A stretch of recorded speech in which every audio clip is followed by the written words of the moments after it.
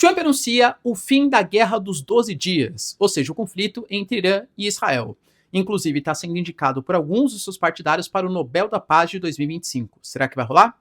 Só que a gente tem o descumprimento desse cessar-fogo pelo Irã e por Israel, o que coloca um ponto de interrogação se de fato a paz foi estabelecida, mas o Trump até ameaçando os israelenses, falando grosso com Benjamin Netanyahu e pedindo para ele abandonar o território iraniano.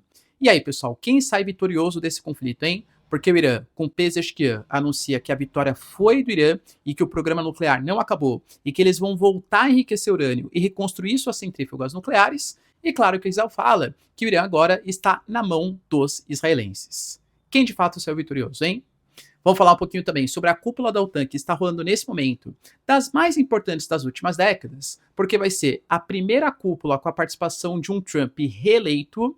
Lembrando que o Trump fez uma série de ameaças, tanto enquanto candidato como já como presidente, de redução dos gastos, de fazer os americanos largarem essa liderança da OTAN enquanto organização militar, e tem uma cúpula super importante com Zelensky, em um momento em que ele está pensando em paz dos conflitos e considera que tanto Putin como Zelensky estão boicotando o acordo de paz. Vale lembrar que a OTAN anunciou aumento dos gastos militares em 5% em um momento de estagnação de uma série de países europeus, mas com a Ursula von der Leyen falando que a Europa finalmente acordou, enquanto países europeus próximos da Rússia querem criar uma nova cortina de ferro e a Ucrânia alerta. A Rússia está planejando para um futuro muito próximo um ataque contra os membros da OTAN. Se vocês querem entender um pouco mais sobre esses assuntos, e muito mais também sobre geografia, geopolítica, atualidades, política, polêmicas, enfim. Tudo para você se manter sempre bem atualizado. Já se inscreve no canal, deixa seu like, compartilha esse vídeo, que o professor Ricardo conto muito com a sua ajuda. Belezinha? Pessoal, recado rapidinho da nossa parceiraça do canal. Galera, presta atenção que nesse momento você tá em perigo. E eu não tô nem exagerando, porque nesse momento existem várias pessoas de má fé que querem ter acesso às suas informações pessoais, profissionais, e podem acessar os seus equipamentos como notebooks, celulares, enfim, para ter acesso às informações. Eu ainda que trabalho no mundo virtual tenho que colocar camadas extras de proteção para proteger as minhas informações. E para isso eu uso o melhor VPN do Brasil, que é o VPN do Surfshark. Com o VPN Surfshark, eu vou criando, o VPN, ele cria uma série de criptografias. E aí, quando eu fazer uma transmissão de dados, por exemplo, até entrar em banco e coisas mais confidenciais, eu fico super tranquilo porque o VPN vai me garantir nessa proteção, além de ficar mudando constantemente o meu IP e ter acesso a umas centenas de países diferentes, a milhares de servidores diferentes, que dificultam de pessoas de má fé terem acesso às suas informações pessoais. Além do que o VPN do Surfshark, ele tem outras usabilidades, como, por exemplo, mudar sua geolocalização e permitir que você tenha acesso a conteúdos exclusivos de filmes, séries, por exemplo, que ainda não saíram do Brasil. Você vai lá, muda sua conta, coloca que é, por exemplo, nos Estados Unidos e vai ter acesso a conteúdos exclusivos que só saíram naquele país. Quando você for viajar, por exemplo, você sabia, que preço de aluguel de carro, de passagem, de hotel, tudo muda de acordo com a sua localização e de acordo com o seu aparelho. Com o VPN do Surfshark você pode aproveitar condições exclusivas de determinadas localidades. Cara, de verdade, é sensacional, tá? E a melhor coisa é que é muito baratinho. Veja aqui, galera, ainda com o meu cupom, tá? Ricardo, você tem acesso a 4 meses extras. 4 meses extras. O VPN do Surfshark, ele deixa e até incentiva que você compartilhe com vários equipamentos diferentes, tá? Com o seu videogame, com o seu celular, com o seu notebook, com outras pessoas. Se você fizer a soma, fica mais barato que uma balinha. Então não perde a oportunidade, pessoal. VPN do Surfshark e garanta a segurança das suas informações e uma série de usabilidades que vão facilitar bastante a sua vida. De novo, tá? Só recomendo serviços e produtos que eu uso e o Surfshark, para mim, é uma referência em segurança e também benefícios. Bom, galera, então bora lá pro vídeo. Como eu trouxe para vocês a introdução, na noite de ontem, inclusive bem depois que eu gravei o vídeo para vocês, vi uma surpresa enquanto eu segui ali, porque sabe que professor de geopolítica, que eu gosto de informar vocês, uma das fontes primárias aí que a gente tem, além das mídias internacionais, enfim, é também a rede social dos presidentes, dos líderes políticos. Quando o Trump anuncia, segundo as suas palavras, o fim da Guerra dos 12 Dias. Aliás, o nome que ele deu para o conflito entre Irã e Israel. Lembrando que Israel também tem a Guerra dos 6 Dias, ali em 67, que mudou, alterou as fronteiras. Então, o nome que eu diria faz uma certa referência histórica a uma das guerras mais importantes para a consolidação, inclusive para a expansão naquele momento do Estado de Israel. Ele anunciou, e até com uma certa pressa de acabar o conflito, Eu vejo, cara, que o Trump, ele tem esse discurso, até porque ele se vendeu assim na campanha, que ele acabaria com os conflitos internacionais, tanto que eu citei para vocês, né? Maior parte dos democratas via com maus olhos essa interferência dos Estados Unidos, do Irã, por conta de uma possível escalada da violência, uma possível queda do regime dos ayatollahs, que poderia gerar uma guerra civil interna em um país tão importante que controla o Estreito de Hormuz, que tem enormes reservas de gás, enormes reservas de petróleo, e também representaria gastos, será que seria um novo Iraque, um novo Afeganistão, com tropas americanas ocupando os territórios? Nem os democratas, nem aquele MAGA, né, ou seja, o Make America Great Again, o republicano mais trumpista do que o republicano mais tradicional, conservador, não gostavam muito dessa ideia de uma interferência estrangeira. Fora que o Trump ele tem problemas um pouco mais urgentes, tipo uma guerra comercial, como uma inflação que escalona, principalmente nos Estados Unidos, e uma tentativa de resolução de um acordo ou de um conflito entre Ucrânia e Rússia, que devem ser resolvidos. Então não acho que era do interesse se manter uma guerra no Oriente Médio. Por isso essa pressa, tanto por questões eleitorais, ano que vem é ano de midterm elections. Se ele não conseguir resolver a inflação, se tivesse envolvido mais uma guerra, mais uma polêmica no seu governo, chance dos democratas retomarem o controle da Câmara nos Estados Unidos. E aí, quando ele anunciou esse cessar-fogo, ficou meio com um certo suspense no ar, porque eu fui lá atualizando as páginas, né, e nenhum dos lados confirmava. Depois a gente teve o chanceler do Irã alegando que se o regime israelense, né, interromper sua agressão ilegal contra o povo iraniano até as 4 horas da manhã, não temos a intenção de continuar nossa resposta. Ou seja, a gente teoricamente concorda aqui com o cessar-fogo, mas Israel tem que parar de atacar. O Benjamin Netanyahu foi mais ou menos na mesma ideia e falou que concordava, mas só porque conseguiu atingir os seus objetivos. Ou seja, dando uma certa provocadinha e falando que saiu vitorioso da guerra contra o Irã. Lembrando que Estados Unidos e Catar foram os principais mediadores. O Catar é um dos países, junto com Índia, junto com Turquia, por exemplo, que são aqueles países dúbios da geopolítica internacional, que conseguem negociar com os dois lados. Tanto que eu até trouxe para vocês ontem, que me estranhou muito, não o ataque que o Irã fez à base de Al-Udeid, porque de fato era uma base assim que já estava esvaziada, o Irã avisou antes, deu as coordenadas, o horário de ataque, então assim, meio que o Irã deu uma resposta muito frágil, até o próprio Trump desdenhou da resposta iraniana, para justificar para a população. O próprio Ayatollah Khamenei, por exemplo, publicou nas suas redes uma imagem com inteligência artificial, né, ali pegando fogo, como se tivesse sido um grande ataque. Então, acho que foi muito mais uma justificativa. Olha, a gente foi agredido pelos Estados Unidos, mas a gente também trouxe uma resposta para as bases americanas no Catar e também no Iraque, né? Então, assim, o Catar ele participou da mediação, bem como os Estados Unidos, e aparentemente ia ficar nesse tipo de resolução. Até que o Irã fez, segundo Israel, né, fez alguns ataques. Fez ataques com mísseis balísticos. Segundo Israel, depois que o cessar-fogo já tinha sido estabelecido. E nesses ataques com os mísseis balísticos, essas ondas de mísseis contra as cidades israelenses, a gente teve 5 civis israelenses que foram mortos. E aí Israel falou, tá vendo? A gente estabeleceu um cessar-fogo se o Irã não nos atacasse mais.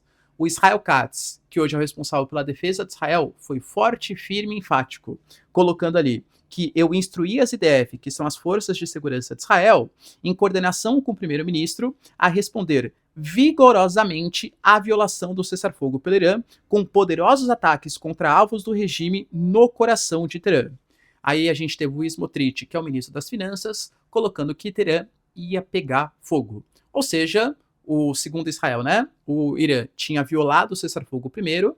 O Irã fala que é mentira e que, na verdade, Israel que tinha violado o cessar-fogo e, basicamente, o acordo que o Trump tinha estabelecido não daria certo. Pelo menos essas palavras de Israel. Tanto que uma série de caças israelenses já estavam, né, equipamentos militares posicionados no Irã para fazer ali os seus ataques. O Trump ficou possesso da vida com essa notícia. E aí ele foi lá e declarou que tanto Israel quanto o Irã estão violando o cessar-fogo e que Israel tem que se acalmar. Segundo ele não estava feliz nem com Israel e nem com o Irã, mas realmente não estava feliz com a atuação de Israel. E até colocou, Israel, caso você ataque o Irã, estará cometendo uma grave violação. Não joguem bombas. Tragam seus pilotos para casa agora. Ou seja, fez ali, aparentemente, primeiro na rede social, uma publicação cobrando os israelenses para não atacar o território do Irã, já que, segundo a visão dos Estados Unidos, tinha sido uma violação mútua desse cessar-fogo. Ou talvez os americanos tivessem informações privilegiadas, mas consideraram, por exemplo, que os ataques iranianos, primeiro com os mísseis, que mataram ali 5 civis, não teria uma força suficiente para exigir uma resposta de Israel, e aí sim, né, talvez o Irã fosse responder a resposta de Israel, e não ia ter o cessar-fogo.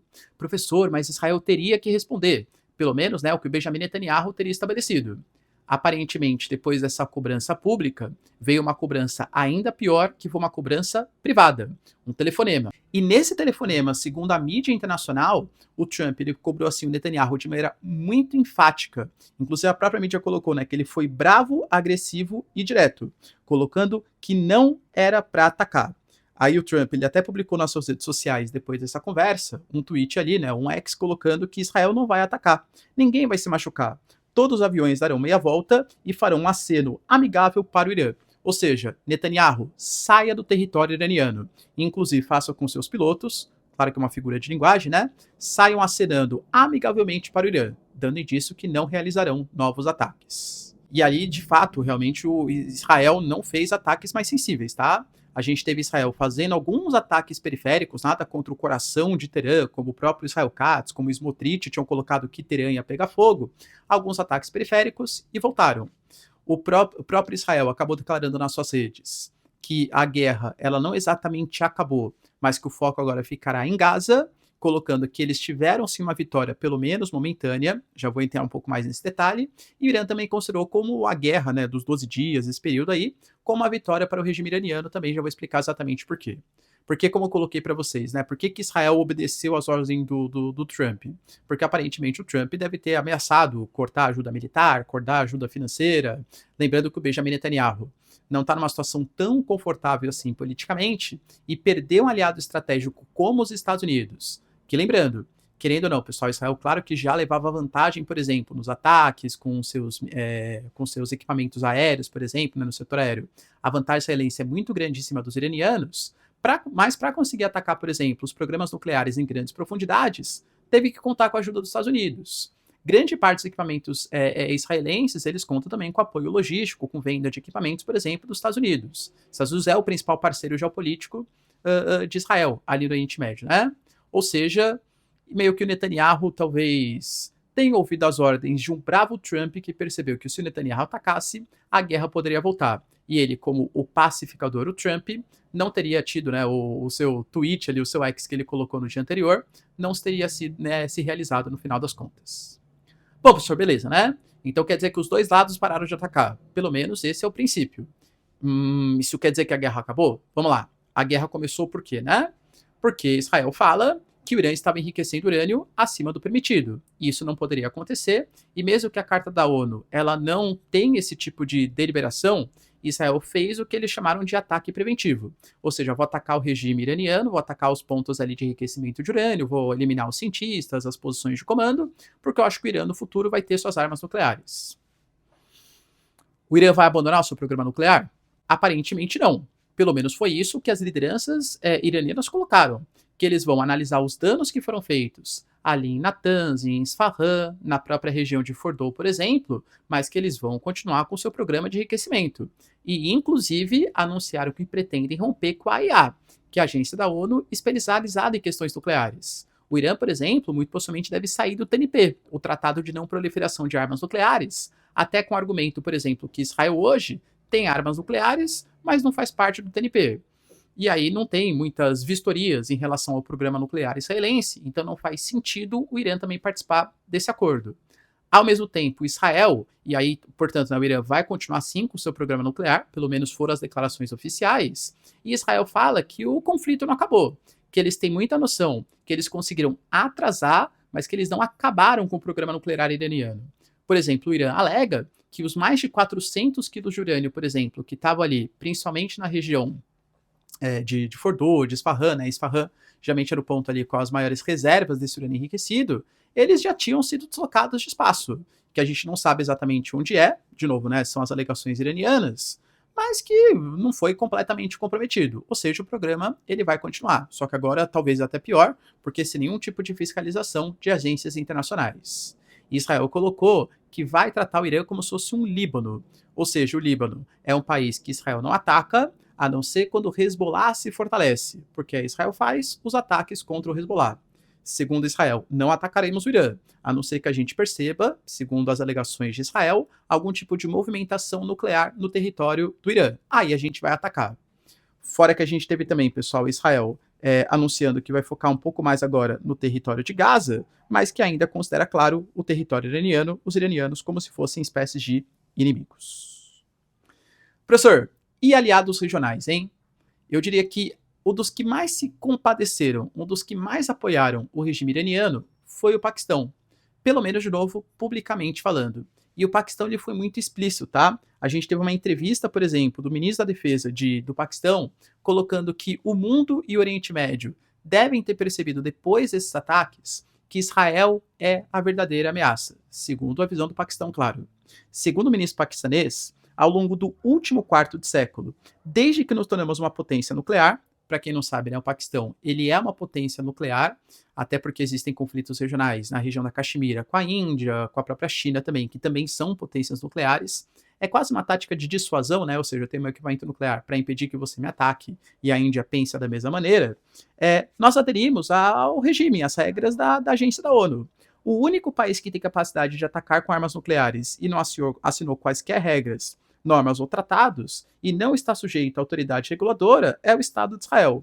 Segundo o Paquistão, eles violam regulamentos internacionais no campo da energia nuclear, mas já que são patrocinados pelo Ocidente, ninguém faz nada contra os israelenses. Ou seja, eu diria que meio que abriu o olho de pelo menos parte da comunidade islâmica ou dos países do Oriente Médio da importância da militarização. E percebo que eu vou falar essa palavra algumas vezes no vídeo. O mundo está se militarizando. Há uma nova corrida armamentista. E talvez, mesmo trazendo uma paz momentânea, não acho que é uma paz duradoura, porque, como eu falei, né, o Irã não vai acabar com seu programa nuclear. Israel falou que a guerra contra o Irã também não acabou. Os países vão se militarizar. Essa é uma consequência principal. Além disso, galera, temos hoje também uma cúpula da OTAN. Na verdade, já tinha começado ontem, eu até trouxe para vocês, e é uma cúpula bem importante, realizada em Haia. A gente teve declarações ontem, por exemplo, que os países da OTAN se comprometeram a aumentar os seus gastos militares para 5% do PIB. Tá certo que 5% é mais ou menos ali, né? Porque eles colocam que esses 5% do PIB, 3,5% vão ser gastos em defesa e 1,5% podem ser gastos relacionados à defesa. Então, por exemplo, esse relacionado à defesa você pode usar no migué, entre aspas, que você quiser, né? Ah, estou investindo em infraestrutura, por exemplo, de portos para receber armamentos, está relacionado à defesa. Ah, não, estou investindo, por exemplo, em energia, porque energia vai ser importante para a logística. Estou investindo em cibersegurança, que é no setor de telecomunicações. Entende? Meio que tudo pode ser gasto relacionado à defesa. Então, efetivamente, gasto em defesa mesmo é 3,5%. Que, cara, convenhamos, já é quase o dobro, 75%, né? A mais do que o mínimo hoje que a OTAN cobra. A OTAN cobra pelo menos 2%. E lembrando que dos 32 países que compõem a aliança, 9 não respeitam, sendo 2%. Aumentar em 75% dos gastos, se a gente for pensar que é para 5%, aumentar em 150% os gastos militares em países como Espanha, Portugal, Itália, a França, que são países que já tiveram momentos melhores economicamente no passado, eu particularmente acho bem difícil. É aquele dilema que a gente chama, né, canhões ou manteiga, né, cannons ou butters. Ou seja, vai investir no setor militar e esquecer a parte da social-democracia, os gastos públicos, ou vai aumentar os gastos sociais e vai negligenciar os gastos militares. O que a Europa percebeu, e a declaração foi da própria Ursula von der Leyen, que é a presidente da União Europeia, é que a Europa acordou. Segundo ela, a Rússia poderá testar os nossos compromissos de defesa mútua nos próximos 5 anos. Até 2030, a Europa já deve ter tudo o que precisa para uma dissuasão, mas precisamos sair da nossa zona de conforto. Juntos poderemos dissuadir qualquer um que nos cause dano. A gente viu até o Mark Rutte, por exemplo, ontem, colocando que é impensável, por exemplo, uma Rússia que tem uma economia menor do que a economia da União Europeia, claro que também são 28 países, né? Mas tem uma economia 10 vezes menor, tem uma capacidade de produção, tem um poder de fogo e uma capacidade produtiva maior do que a União Europeia. E, de fato, isso acontece. Ou seja, os europeus vão se rearmar. A questão, de novo, né? Uma coisa é você ter planos. Não teve um prazo exatamente estabelecido. Falou-se de 8 a 10 anos. Se a gente pegar, por exemplo, a Espanha, que não consegue cumprir nem os 2%, eles alegam que eles não vão conseguir cumprir essa meta de 5% num curto espaço de tempo. A Alemanha, por exemplo, que está com um mega plano de expansão dos gastos militares, o Friedrich Merz, por exemplo, colocando que a Alemanha vai ser a principal potência militar da União Europeia, pretende gastar até 2029 3,5% do PIB. O próprio Estados Unidos hoje representa a parcela do PIB 3,4%. Entende? 5% num curto espaço de tempo aí, eu não sei se acredito, né? Mas enfim, foram as palavras discutidas na reunião de ontem. E hoje o Trump está indo para essa cúpula. E olha por que isso é importante. Primeiro, a gente vai ter um encontro entre Trump e Zelensky que já está marcado, mas eu diria que é um Trump que está um pouco irritado com possibilidades de guerra. E eu diria que não é só com Zelensky, tá? Mas também com Putin, alegando que Putin e Zelensky estão boicotando algum tipo de processo de paz. Talvez, tendo uma certa expertise do que aconteceu com o Irã e Israel, ele possa usar um tom um pouco mais duro, tanto com Putin como com Zelensky, para ver se consegue um tipo de acordo, algum tipo de negociação. O próprio Trump colocou nas suas redes, né, que ele estava a caminho da cúpula da OTAN e que ele tem certeza que vai ser mais calmo do que os últimos dias que ele passou com o Irã e com Israel. A gente sabe, cara, que os Estados Unidos, isso durante toda a campanha eleitoral, o Elon Musk, que nem mais faz parte do governo, fala, olha, a gente tem que sair da OTAN, a gente tem que sair da ONU. Acho que é exagero, não acho que os americanos vão sair da OTAN. A OTAN foi criada pelos Estados Unidos em 1949. Os Estados Unidos é a grande liderança dessa aliança militar. Mas, por exemplo, Pete Hegseth, secretário de Defesa, já falou, por exemplo, que o objetivo dos Estados Unidos não é mais ficar protegendo exatamente o leste europeu, que os europeus têm que pensar mais na sua própria defesa, e que ele vai focar muito mais o objetivo numa região que para ele é mais estratégica, que é a defesa das suas próprias fronteiras e a região do Índico-Pacífico, principalmente o mar da China meridional. Ou seja, hoje os Estados Unidos têm uma série de armas nucleares posicionadas em países europeus. Tem armas, por exemplo, na Itália, na Bélgica, na Alemanha, nos Países Baixos. Tem hoje cerca de 100 mil soldados posicionados, sendo que 20 mil é só na região do leste europeu, que é uma das regiões mais, inclusive, tensas, né, por conta da Rússia. Eu trouxe para vocês que a Alemanha, pela primeira vez desde o final da Segunda Guerra Mundial, está destacando tropas estrangeiras para atuar na região dos Bálticos, alegando que é uma tentativa de conter uma possível agressão dos russos. Então é dentro desse contexto de uma OTAN do Mark Rutte, que, cara, de verdade, o cara tá sendo, desculpa o termo aqui mais coloquial, né, um baita puxa-saco do Trump. O Trump até colocou nas suas redes sociais prints ali do Marco Rutte. Parabéns, Trump, por ter feito o ataque contra o Irã, você é sensacional, tal. O Mark Rutte, por exemplo, esse pedido de aumentar em 5% os gastos do PIB em defesa era um pedido dos Estados Unidos, e que o Mark Rutte conseguiu fazer com que os países europeus, de fato, deliberassem. Entende? Então, é uma cúpula que o Trump ele vai ser recebido, vai ter uma reunião com o Zelensky, muito possivelmente num tom de cobrança para conseguir fazer algum tipo de negociação de paz, e vai posicionar qual vai ser a postura dos Estados Unidos daqui para frente. É uma postura mais conciliatória? É uma postura, por exemplo, que vai se comprometer a mandar recursos para a Ucrânia? É um outro ponto. A OTAN, por exemplo, pelo menos os membros da União Europeia, falam que para o ano que vem eles vão dispor pelo menos mais 35 bilhões de euros. Alguns outros acordos ali terceiros sendo mediados com a liderança da Alemanha. E os americanos vão abandonar os ucranianos? Vão continuar apoiando? Como que vai ser essa ligação da OTAN? Por exemplo, Mark Rutte colocou que ele tem certeza que a Ucrânia vai fazer parte da OTAN. Talvez não seja agora, mas que no futuro vai. O Trump já colocou com o Steve Witkoff, por exemplo, que é o mediador ali, né, para as negociações, que ele entende que não faz sentido, por exemplo, a Ucrânia pertencer à OTAN, que nem era o objetivo dos Estados Unidos atingir essa questão. Então vai ser uma reunião polêmica e com o Trump exaltado, vamos colocar assim, vai tentando conseguir estabelecer também uma paz entre Rússia e Ucrânia. Lembrando que a Rússia não gostou nada dessa história, dessa questão da OTAN aumentar os seus gastos militares, e o próprio Sergei Lavrov, que é ali o ministro das Relações Exteriores, colocou que não se pode ignorar os riscos que representam essa expansão da OTAN para além da esfera tradicional de responsabilidade, à medida que tenta se estabelecer também no Oriente Médio, no sul do Cáucaso e na Ásia Central, alegando que hoje a OTAN, que teoricamente deveria ter sido criada como uma organização de defesa, de pacificação, de proteção dos países capitalistas, hoje se mostra uma aliança militar voltada para o confronto, e que essa militarização excessiva, de fato, preocupa os russos.